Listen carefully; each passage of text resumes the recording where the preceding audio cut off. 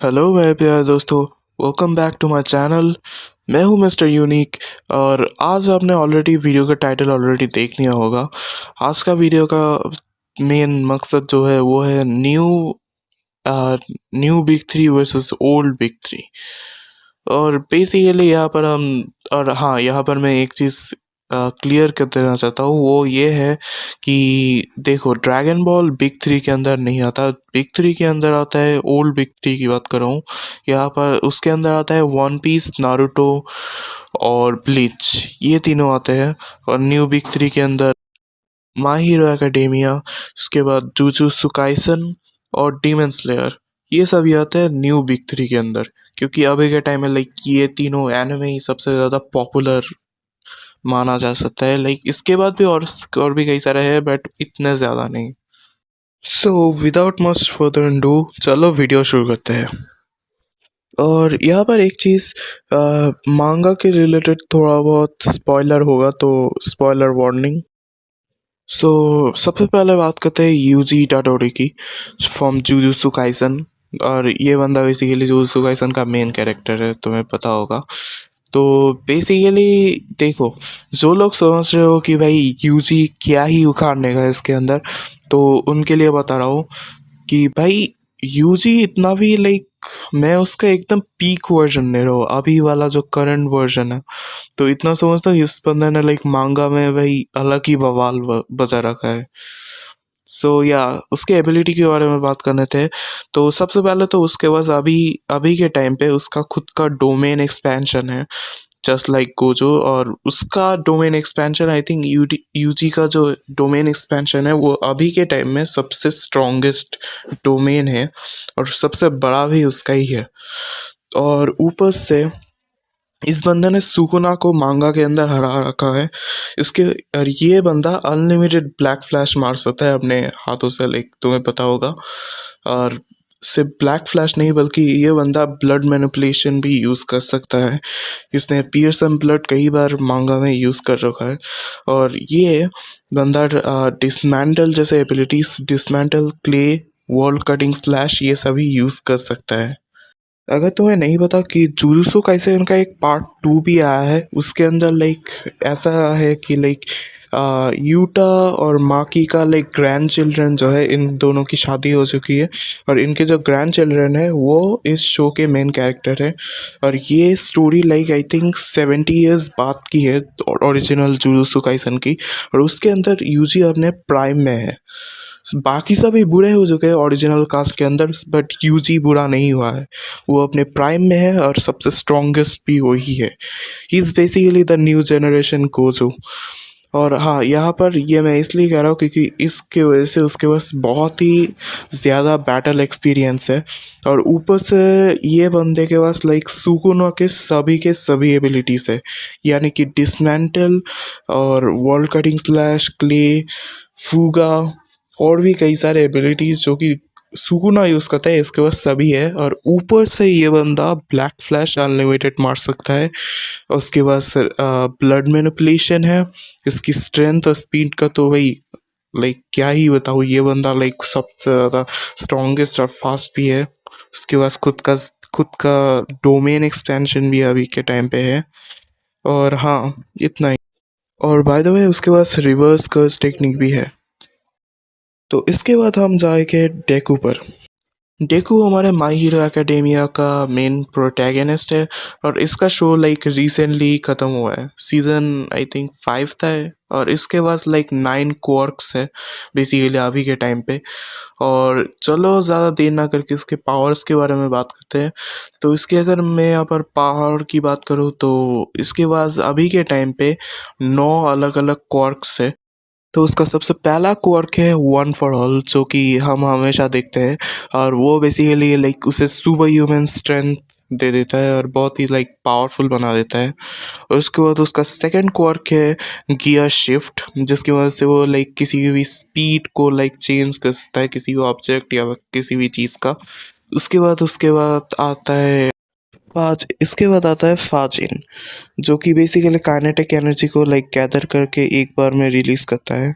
और इसके बाद उसके पास आता है डेंजर सेंस और ब्लैक विप। डेंजर सेंस कुछ हद तक स्पाइडर सेंस की तरह काम करता है, बेसिकली उसकी तरफ आते हुए किसी भी डेंजर को उसे सेंस करा देता है। और ब्लैक विप कुछ हद तक लाइक काले रंग का लाइक एनर्जी बेस्ड रस्सी की तरह है, जिसे यूज़ करके वो कुछ हद तक लाइक स्विंग वगैरह करता है। सो या उसके और दो क्वर्क्स ये है कि एक है फ्लोट और है स्मोक स्क्रीन। स्मोक स्क्रीन की वजह से वो उसके आसपास लाइक एक धुआं लाइक क्रिएट कर सकता है बेसिकली, तो जिसकी वजह से लाइक वो किसी भी जगह से एस्केप कर सकता है या फिर वो अपने एडवांटेज में उसे यूज़ कर सकता है। और फ्लोट की वजह से वो उड़ सकता है। डेको की पावर लार्ज आइलैंड से लेके एक कंट्री बस्टर लेवल तक आ सकता है बेसिकली। देखो, Tanjiro is the main character of demon slayer. तो अभी के लाइक टाइम में लाइक उसके सभी पावर्स के बारे में बताओ तो लाइक उसके पास वाटर ब्रीथिंग है और वो सन ब्रीथिंग पे यूज़ कर सकता है। और और उसके बाद उसका स्लेयर मार्क है जो कि उसके पावर्स और स्पीड को कुछ हद तक बढ़ा देता है अपने नॉर्मल स्टेज से। और ऊपर से उसके पास ट्रांसपेरेंट वर्ल्ड नाम का एक स्टेज है जहाँ पर लाइक बेसिकली वो अपने एनिमीज के ब्लड फ्लो, उसके स्केलेटन ये सब देख सकता है बेसिकली, मतलब कुछ हद तक एक एक्सरे की तरह।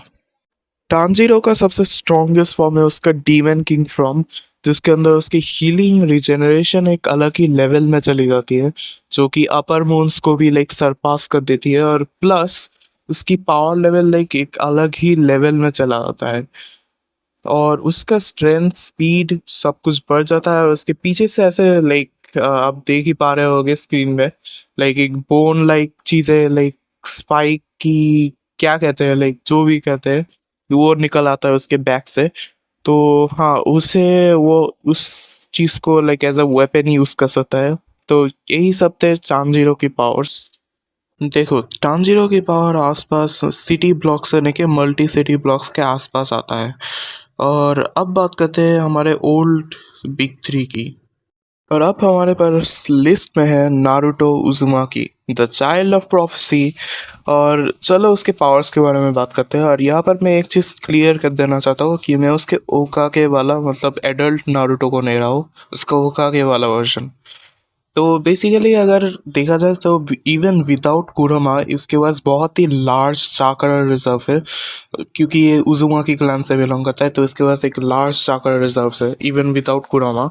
और कुरोमा से साथ तो उसके पास और भी ज़्यादा है, हाशिरामा से भी ज़्यादा। और इसके पास परफेक्ट सेज मोड है, समनिंग jutsu की मदद से ये बहुत सारे टोड्स को समझ कर सकता है, पावरफुल टोड्स। इसके पास राजिंगन है और राजिंगन के बहुत सारे स्ट्रॉन्गर वेरिएंट्स भी इसके पास मौजूद है, फॉर एग्जांपल राजिंग शोरिकन। और इसके पास शैडो क्लोन jutsus भी है, प्लस जिससे ये अपना क्लोन्स वगैरह बना सकता है। प्लस इसके पास बहुत सारे ट्रांसफॉर्मेशन है, for example KCM sage mode, KCM2 six path sage mode, ये सब कुछ इसके पास है। अगर आप नारुतो के कुछ फीट्स की बात करें तो उसने रायकागे का नियर लाइट स्पीड अटैक को उसने डॉज किया था। और उसने मादारा के लाइट स्पीड अटैक को, जो कि प्योर लाइट स्पीड का एक अटैक था, उसे उसने डॉज किया था। इसके लिए उसे लाइट स्पीड से थोड़ा सा ज़्यादा फास्ट होना पड़ेगा। अगर आप बात करें स्ट्रेंथ की तो नारुतो द लास्ट मूवी के अंदर सिर्फ उसने सिर्फ अपने KCM2 मोड के अंदर ही पूरे के पूरे चाप के मतलब डिस्ट्रॉय करके रख दिया था। तो यह इससे पता चलता है वो कितना स्ट्रांग है, और ये उसका फुल पावर भी नहीं था उस टाइम पे। और जब से उसे सिक्स पाथ सीज मोड की पावर मिला है हागरोमो से, उसके बाद अभी के टाइम पे लाइक सभी रिलीजेस है, मेरा मतलब है water release, lightning release, fire release, सभी टाइप के। और उसके बाद ऊपर से उसके बाद सभी टेल बीस्ट के पावर्स को वो एक्सेस भी कर सकता है और उन्हें वो कंबाइन कर सकता है अपने रजिनगन को के साथ। रजिनगन के साथ कंबाइन करने के बाद उन्हें एक नए टाइप के रजिनगन में कन्वर्ट कर सकता है, फॉर एग्जाम्पल मैग्नेटिक रजिनगन, जो कि उसने एक बार यूज़ किया था। और ये सब के भी और भी कई सारे हैं। और एडल्ट नारुतो ये सब बहुत इजीली कर सकता है। और ऊपर से उसके पास एक नया ट्रांसफॉर्मेशन है जो कि है बैरियन मोड। और बैरियन मोड के अंदर तुम सभी को पता है वो कितना पावरफुल हो जाता है।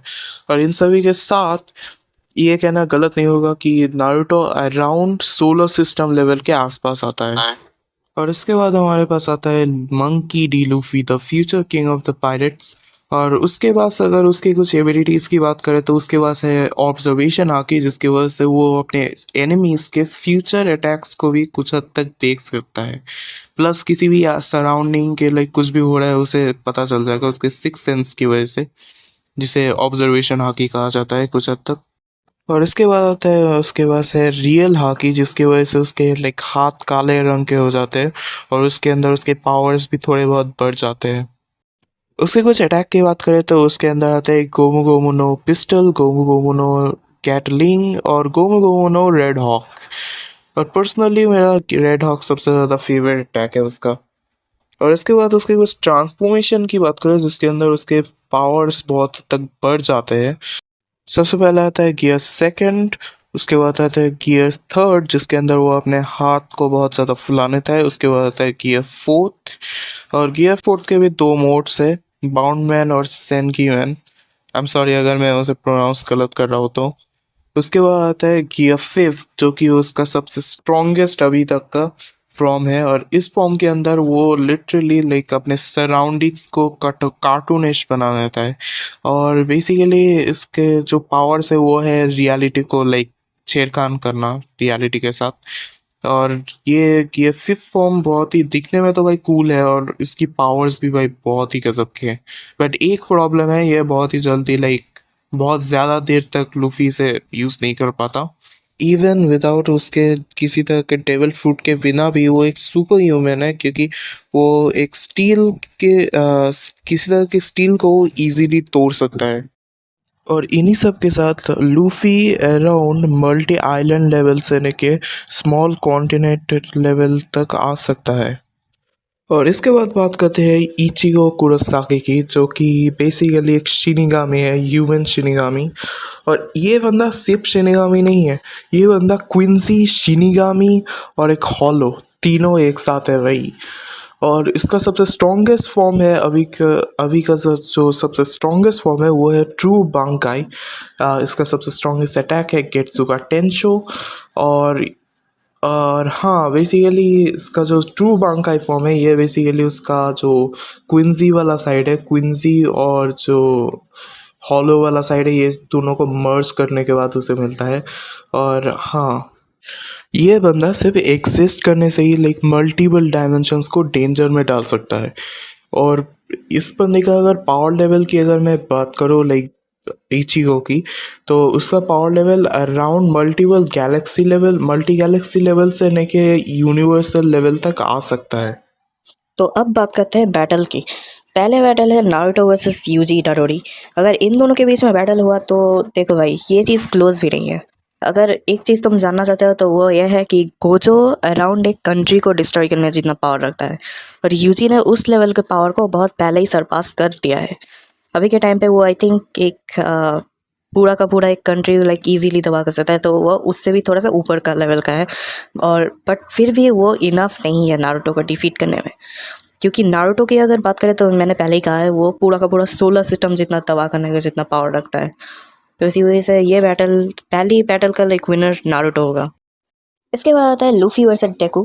और इन दोनों की अगर बैटल होती है तो भाई देखो गियर फिफ्थ के सामने डेकू कुछ उखाड़ नहीं पाएगा, क्योंकि सबसे पहला तो भाई उसका जो गूफी लाइक लूफी का जो गियर फिफ्थ है वो कुछ हद तक तुम्हें पता है रियलिटी के साथ छेड़छाड़ करता है, तो उसके सामने डेकू कुछ भी नहीं कर पाएगा। और ऊपर से लूफी के पास डेकू के पास डेंजर सेंस है, और लूफी के पास उससे भी बेटर उसका ऑब्जर्वेशन हाकी है, जो कि उसने और भी ज़्यादा बेहतर कर रखा है, यानी कि उसके फ्यूचर अटैक्स को भी वो देख पाएगा डेकू के। सो या यहाँ पर भी लूफी जीतने वाला है। इसके बाद आता है टांजीरो वर्सेस इचिगो। भाई सच बताओ तो ये बैटल एकदम ही क्लोज नहीं है, क्योंकि मैंने तुम्हें पहले ही बता रखा है इचिगो अराउंड गैलेक्सी वेस्टर्न से लेके यूनिवर्सल लेवल तक जा सकता है, जिस वजह से लाइक इजी होगा उसके लिए हराना। ये बैटल एकदम ही लाइक वन साइडेड है बिटवीन इचिगो वर्सेस टांजीरो का जो बैटल है ये एकदम ही वन साइडेड है, और इचिगो बहुत ही इजीली जीत जाएगा। और इसी के साथ हमारा ओल्ड बिग थ्री इस बैटल को जीत जाता है। तो देखो, एक चीज़ मैं कहना चाहता हूँ, मुझे किसी भी एनिमे की तरफ हेट नहीं है, मुझे ये सभी पसंद है और ये वीडियो सिर्फ इंटरटेनमेंट के लिए था। तो होप यू ऑल एंजॉयड। अगर ये वीडियो तुम्हें अच्छा लगा हो तो लाइक करना, शेयर करना और सब्सक्राइब करना। And I will see you all in the next video. Till then, good bye.